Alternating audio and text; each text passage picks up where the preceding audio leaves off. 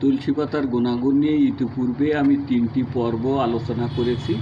সে 3টে পর্বে আমি তুলসী পাতার কার্যকারিতা, অ্যান্টিঅক্সিডেন্ট সহ যে ধরনের উপাদান এই তুলসী পাতার মধ্যে রয়েছে সেগুলো নিয়ে আলোচনা করেছি। আজকে তুলসী পাতা দিয়ে যে ওষুধটা তৈরি করা হয়েছে অলকপ, এই অলকপের মূল উপাদান হলো তুলসী।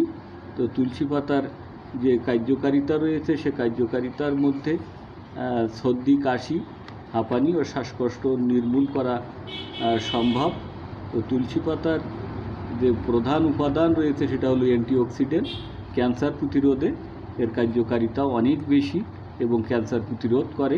ইবনে Sina Unani medical centre, bus terminal সংলগ্ন সাতক্ষীরাতে আসুন, সেবা নিন, সুস্থ থাকুন। ইবনে সিনা ইউনানি মেডিকেল সেন্টারে যে ধরনের রোগের চিকিৎসা করা হয়, চর্ম, যৌন, হাঁপানি, গ্যাস্ট্রিক, আমাশয় ও স্ত্রী রোগের চিকিৎসা করা হয়।